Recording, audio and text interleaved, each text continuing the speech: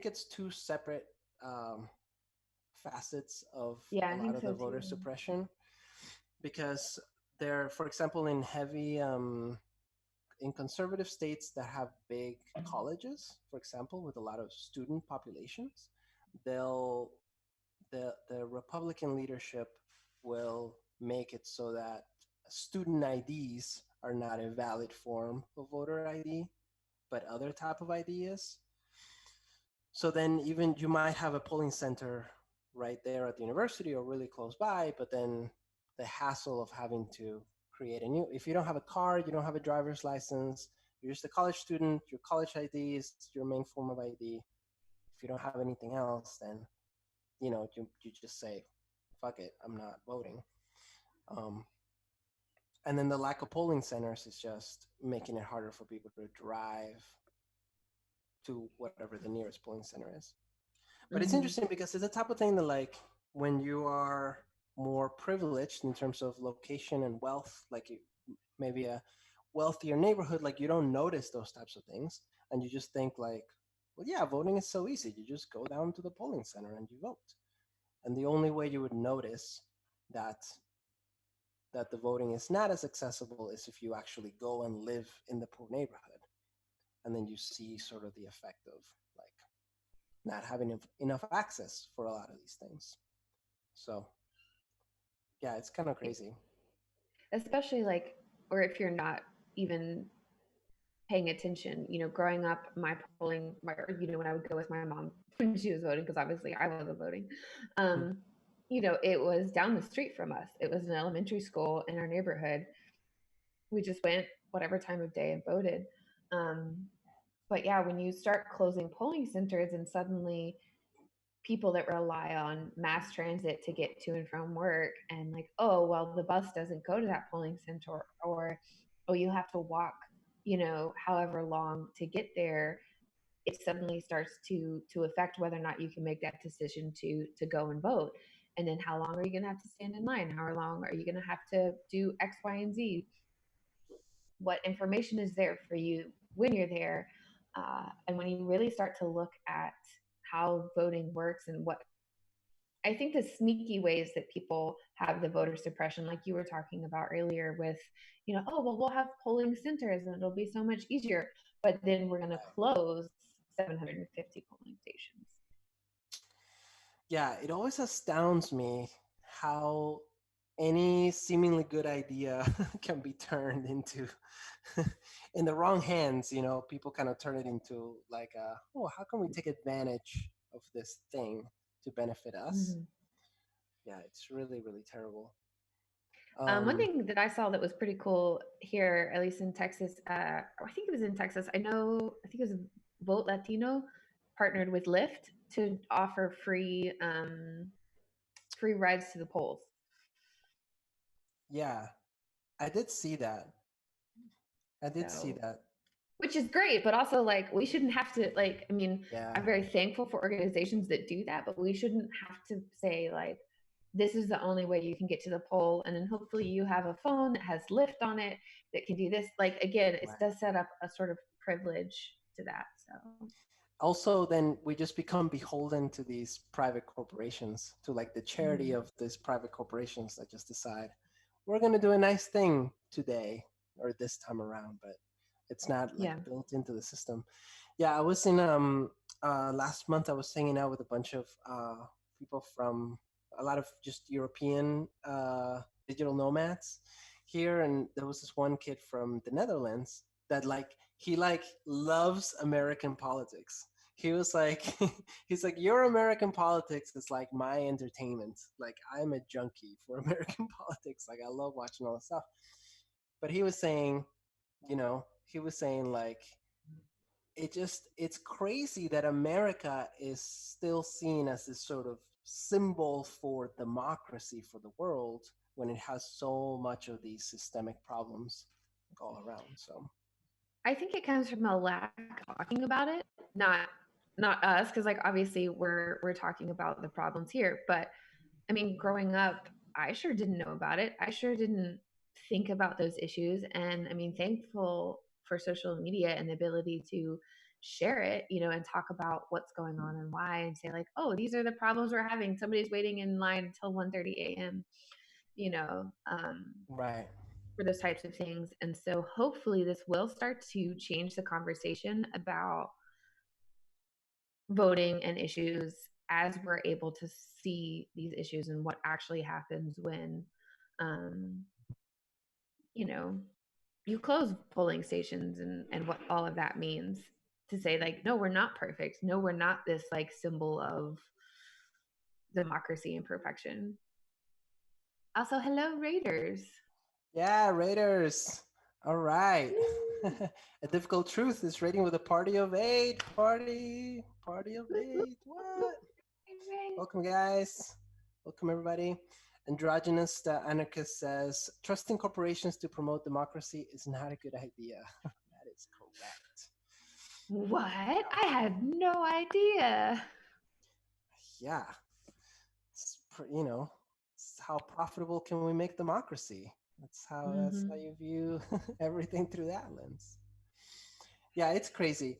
And what's insane to me is also like how much data goes into a lot of these voter suppression. Like because technology has gotten so good and a lot of demographic data, the targeting for being able to carve up these districts. You see it a lot in gerrymandering. There are like programs that a lot of these congressional districts and states use to just carve up districts in a way that it's just half a point here and a quarter of a point here of advantage, and it all adds up to make a difference. But it's so crazy how specific it gets. So when it comes to these polling locations, it's a lot of that, right? Like Mm-hmm. geographically, like if you close this one, then you gain a point or so, and then at the end of the day you like end up with this huge advantage. Well, and then what's so frustrating is, of course, they take that data and they're like, well, look, we're actually being better for you, and we're actually, helping you have more opportunities and, better representation. And they twist and skew that data so that people believe them. But then when like it actually comes time to vote and have your voice heard, it doesn't. And that goes into why the census this year is so important. Like it's so, so, so, so important, no matter who you are, no matter where you live, to answer that census, because that's what people, the data that people are using for gerrymandering, and how we can get that to stop. I mean, we'll never be able to get it to stop, but Yeah, trying to at least make a change is saying like, you need to have your voice counted, and especially in those like minority neighborhoods and areas, so that people stop using 10-year-old data to say like, oh, well, look, this is who lives there. Like, no, we need to know who lives there now, so that we can try and work, towards fixing that. So that's my little yeah, census 2020 plug. Answer the census. yeah. Get counted. Yeah, the census. Yeah, that's always so interesting to me, like how they are able to just even get an accurate count. Well, because like it's such a manual process. It's funny that it's still such a manual process, but you have to go talk to everybody, and you have to get like all this like face to face data from Mm-hmm. people. Yeah, it's fascinating. When is that? That's happening like in the summer, right? Yeah, I think Yeah, so. the I census. should probably, Everyone. like, as I plug the census, I should probably have more data on when it's actually happening. But I just know it's really important, Yeah, and pay attention to it, and we need to talk about it, because some people get afraid of it, like, oh, I don't want to be counted, I don't want people to know. But if you're talking, as we talk about voter suppression laws, and as we talk about more voices being heard, that's what needs to, the census is what is going to help those voices get counted and be heard.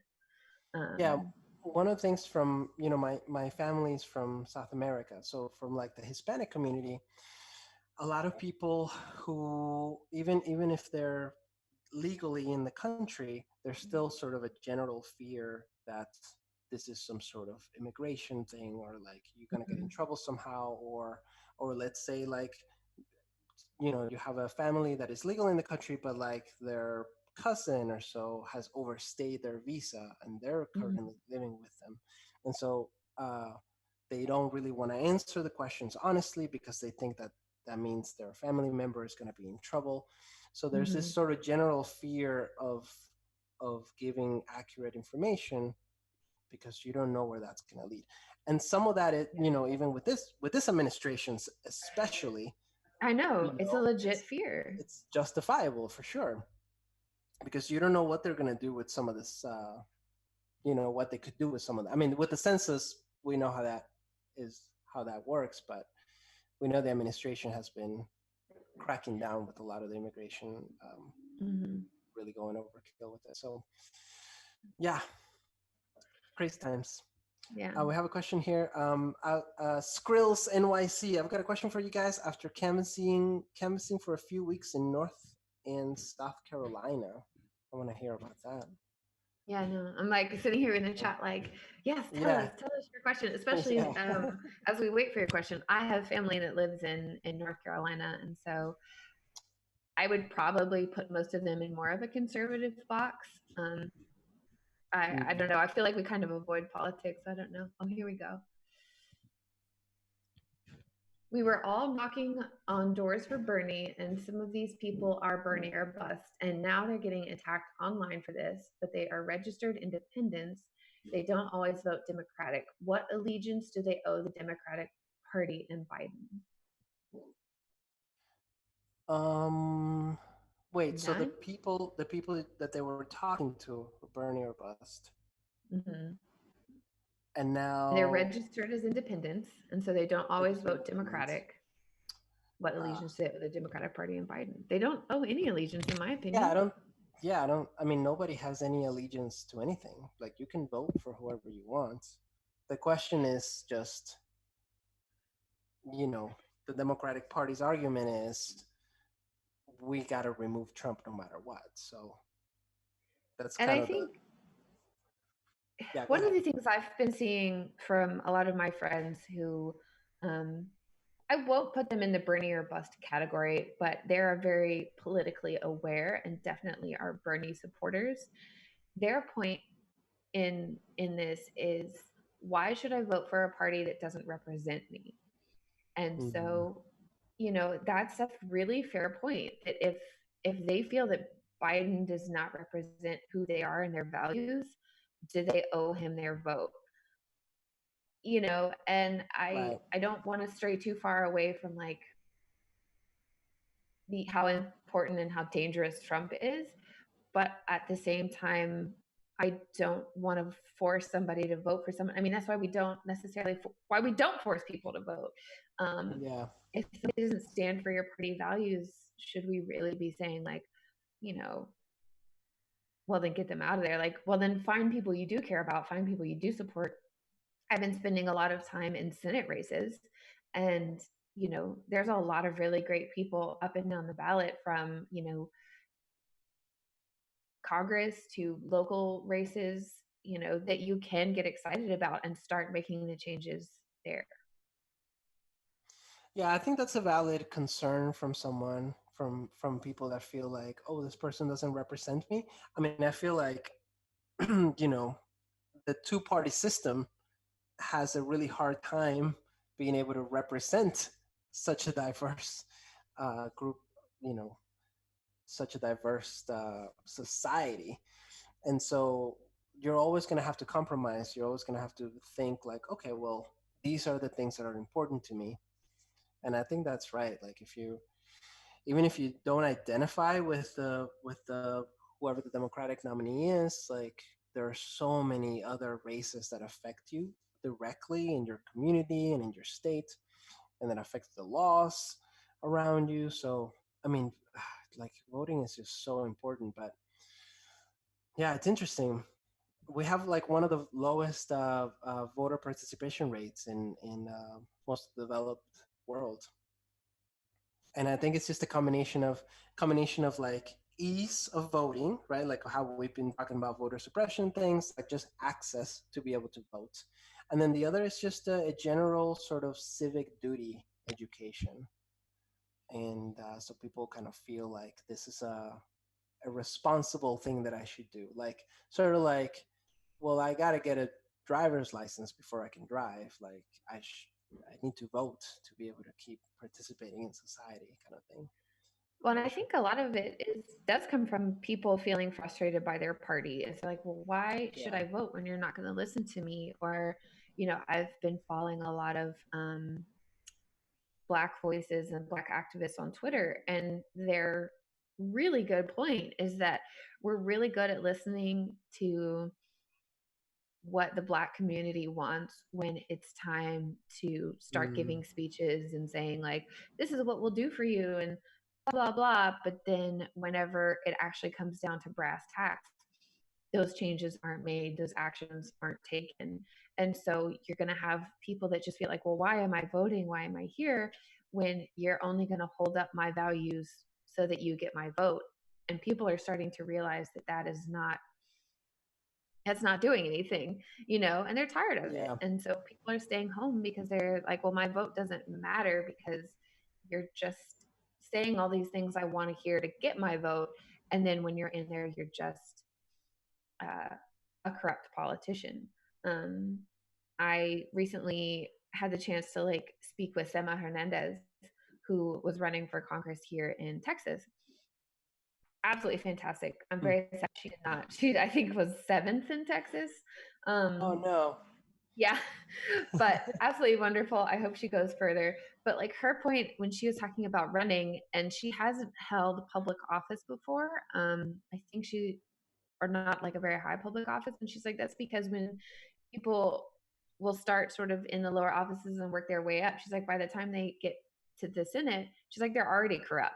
She's like, so we just need to go for it. The normal working class people just need to go in for these positions and start like having their voices heard and their values heard, um, and fight. And both her parents and grandparents are immigrants, and she's a first generation American. And she's like, as an American citizen, I want to get out and have my voice heard from my community and fight for, my friends and family, which is great. But I do feel like a lot of people at that point don't usually say that, aren't usually in that, and they're getting so much funding from, you know, other groups and other organizations. And so that's why people don't want to go out and vote, because they're like, well, why bother? Because you're just being backed by X, Y, and Z, organization.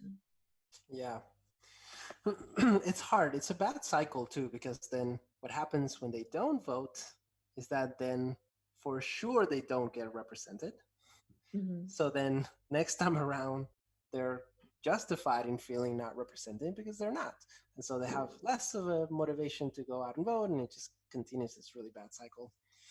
Yeah, I don't know. Like, how do you turn that around? Like, I don't even, I have a friend from Australia who was in Australia. It's mandatory. Like, it's you get fined if you don't vote.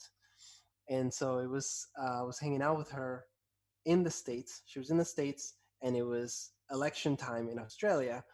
And like a couple of nights before she needed to vote, she's like, "Oh my god! Like I need to read about the candidates. Like I know nothing right now. I know nothing, and I'm gonna get fined if I don't vote." So it was a weird uh, sort of pressure that she had, where it's like she's being forced, like we were saying, like it's like she's being like forced to participate in the system, but not really.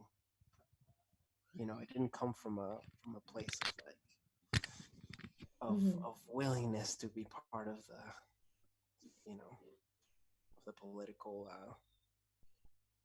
yeah establishment. Yeah. I don't know.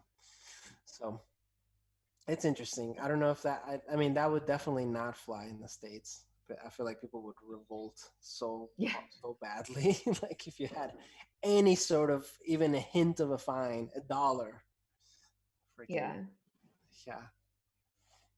Which, I mean, I don't know. I don't know if you have thoughts on like mandatory voting. I think it's fine not to have it because I think politicians and such should be working harder at representing the people, because if you represent the people you're supposed to, they'll want to vote you for you. They'll want to be excited, and we won't have voter suppression laws, and people will go out because they want their voices to be heard. But Yeah. you know, I don't know. But unfortunately, like there's so much money in the system Yeah. that like if you are a politician and you get into this position and now it's become more of your life, in order to continue that life, you are going to need to be reelected. And so then you have all this special interest and all this money that kind of fuels your campaigns. And so then it's just like, I don't even, I really don't know how you can, what things you can do to police that, other than just Mm-hmm. have like really strict laws.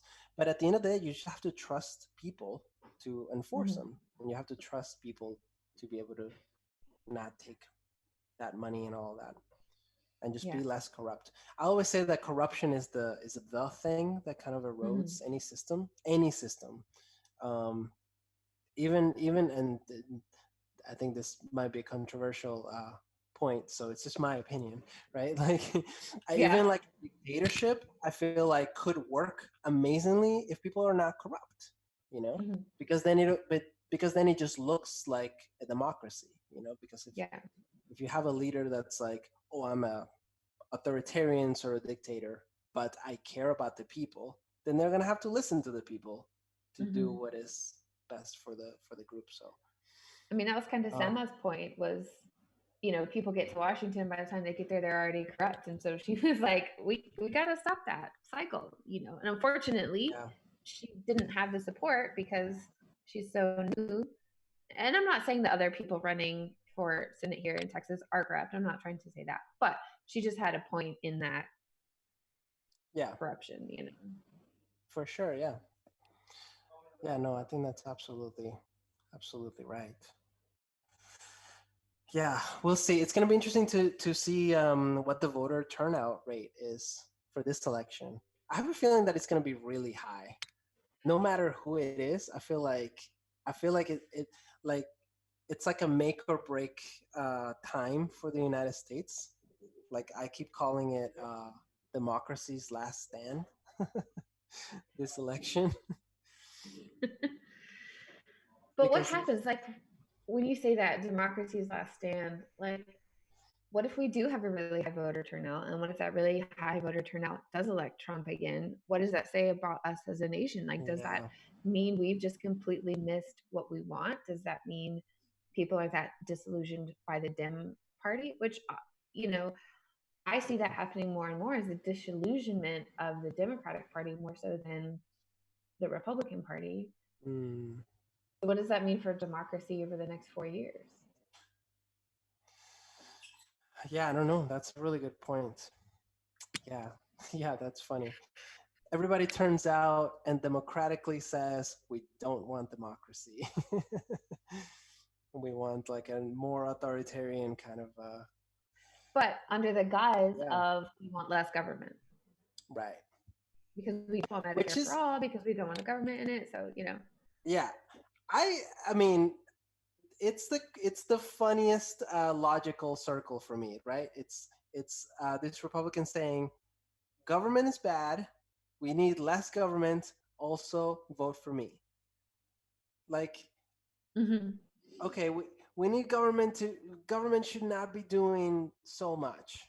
Also, please put me in that position so that I don't do any work. Like, can you really do that with like any position? At your Yeah. job, can be like, listen, I feel like this position would be better if it didn't really have any responsibilities. Also, I want that position. Yeah. Also, please pay me to do Yeah. that. Like, And play yeah, me tons and tons of money so that I can make myself a career politician and right. forget even why I started being a politician in the first place. And I care about no one. Yeah, yeah, that's crazy. I have another headline here about voter suppression. This is from Esquire. It says the amount of voter suppression in Texas would keep UN election monitors busy. I saw that. Yeah, Can we get them out here? Can we get? yeah, that would be amazing. Here's a quote: "I wanted to get my vote in, voice my opinion. I was not. I wasn't going to let anything stop me, so I waited it out. The lines were so bad at the TSU polling place, the volunteers organized to bring pizza to voters who had to endure lengthy waits." Eventually, Harris County Clerk Diane Trotman sent more voting machines to the site. Wha- Although for many voters it was too little, too late. So they just had extra voting machines. Like, how does that work? And exactly, excuse me, too little, too late. Because like, if your boss says, okay, you can have an hour to go vote, and then it takes longer than that, you have to leave because guess what? You're going to lose your job. You know? Yeah, yeah, yeah, that's crazy. Here's part of that quote. It says, "It's taken a long time on the Democratic side, and the Republican side has a bunch of empty machines that no one is using." Voter Brittany Turner told ABC 13. How Yeah, I does put the that work? article in the chat so people can read it. Like, Yeah, where that's so crazy. Republican and Democratic voting machines? Like, what? Well, I mean, because the Republican primaries are also going on, right? But Mm-hmm. who in the planning committee would say, "Hey, let's have an equal number," or even like, even if you have I twice as many machines on the Democratic side, it should be like 10 times as many machines on the Democratic side. I mean, this should be stuff that also like, I James mean, says. when I voted, James says, "Let them eat pizza." I mean, yes, let them eat pizza, but also let them vote in like half Yeah. an hour. I mean, that's the that's a Republican tactic. Do you want to vote or do you want pizza? Um, okay, here's a point. James also just brought up election day needs to be a national holiday day off work. I agree with that. Yeah. However, what if you, James or Alex? I know we talked about this kind of a little bit, but what if you're a service industry worker? Right. If you're a service industry worker and election day is a national holiday, You're you're busy. going to work. Yeah, because guess who's coming to have their enjoy their day off and coming to your restaurant or whatever. So Yeah. while I do think that would help a large group of people, it would also hurt, or not hurt. It wouldn't change things for people that work in the service industry. Yeah, you would have to pair it, right? Like it would have to be like it's a national holiday. Also, it's really, really easy to vote. Like it will take you 10 minutes tops.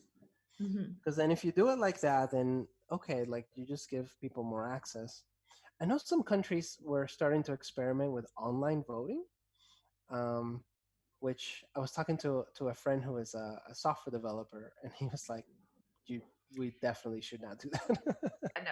My dad is in security, network security, and Yeah. has actually I mean, my parents live in Georgia, so if you know anything about the recent debacle with Georgia voting systems, um, he's done a lot of research into voter security, and the only way to have a hack-free election is paper ballots.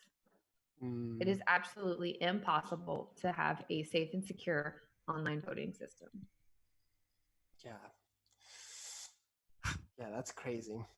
I remember growing up. I grew up in Venezuela in South America, and yeah, and my I remember the way that they would do the voting. They had the little like pinky. You had to like dip your like finger in this ink Yeah, that would not come off for like 48 hours, so that you wouldn't vote like twice or go to another yeah, polling place and stuff. So it was a common thing to like post for pictures instead of like an "I voted" sticker. It's like you show yeah. your You're like, pinky, yeah, I like all the people voted. showing their pinky. Yeah, I voted, purple pinky Yeah. thing. So was that because they were like, when we're talking about like voter ID laws, were they doing that because you weren't necessarily having to prove who you were? What was the purpose of the purple pinky so that you wouldn't vote again? Like, can you explain that process? Yeah, I think it was because the this is maybe like the 90s, like late 80s, 90s. And so I think the systems just weren't as connected. And so, if you were registered to vote in one place, you could show up and be like, "Hey, my name's on the list," but then go to a different polling place and be like, "Hey, I'm registered to vote. Like, I want to vote here too." And they had no way to check that immediately, so they just made it kind of a very physical, very physical physical proof way to do that. So, I mean, paper ballots are kind of a nice physical proof uh, Yeah. trail to do that as well. And I feel like it's so Someone was important, especially now. mhm. Someone was Especially, commenting that like paper ballots can be ineffective because boxes and boxes of uncounted ballots. I mean, yeah, like what do you label as an easy way to vote? But the problem, just in terms of hacking, online voting, electronic voting is easier to hack than paper voting. But paper ballots also have problems. They're just a different level. right? Yeah, like the interpretation of the famous the The hanging chad. hanging chads. Yeah, that's funny. Sarduki also says that's ignoring willful manipulation, which is much easier with electronic voting. I had read. I did a whole one of the animated videos that I did was about Russia and how their tactics for interfering in the 2016 election. And one of the things that they did was that they apparently they tried to hack. They very obviously tried to hack into all of the voting systems in all the states, but they did it in a way that it would be very obvious that that's what they were trying to do, so that somebody could see that that's what they were trying to do, because their entire goal is to undermine confidence in the system, because they know that even the rumor, even the fact that they tried to do that would make some people uneasy about the fact that Mm-hmm. it's not secure. So there's no evidence that they were able to break into any of the systems, but just the fact that they tried was something that they wanted to make sure was out there and that Yeah. people talked about. I mean, that's everything they're just trying to do in general. Is just undermine Yeah, undermine democracy in the democracy. United States. Yeah. Yeah, yeah. Their entire goal is just their Chaos. entire thesis. Yeah, their thesis is democracy does not work, and Putin is great, right? Like, Yeah. Exactly. democracy doesn't work. By the way, Putin, awesome. Yeah, because Yeah. it just gives Putin legitimacy if he can say, well, I mean, democracy. Look at all these failed democracies that behind the scenes they've been undermining. So, Mm-hmm. yeah, it's Yeah. crazy. Okay, let me see. Talking about voter suppression, I have another article here. I'll share this one. I'll share the screen with this one. This is from Business Insider. It's in leaked audio. A top Trump advisor said the Republican Party has traditionally relied on voter suppression. Did you hear about this? Did you guys hear? I sound familiar, but I didn't like deep dive. So deep dive with us, Alex. Yeah, let me share this here. If you want to keep an eye on the chat. Yeah, we have some good questions in there. Somebody commented as you like pull this up. Would it be bad if all businesses had to close except for emergency services for like 3 days every term so that everyone has time to vote? Would that affect disabled people or anyone in any way I'm not considering? I think the issue comes down to capitalism there, because if you're closing a business, businesses aren't making money. And too many Right. businesses care about money. And the fact that, like, if your normal business, like for restaurants, I'm only using restaurants as an example from having been a server for many years. And so I understand, like, if you're closed as a business and you still have to pay your employees, because that's kind of the idea, I think, behind some of this. Mm-hmm. Or if you're not paying your employees are going to be mad. They're like, no, I don't want a day off. I want to get paid. And so while it sounds initially like, oh, well, just everything be closed except for emergency services could be potentially great, you still have the problem of people with people wanting to make money, and nobody's ever going to agree to that. So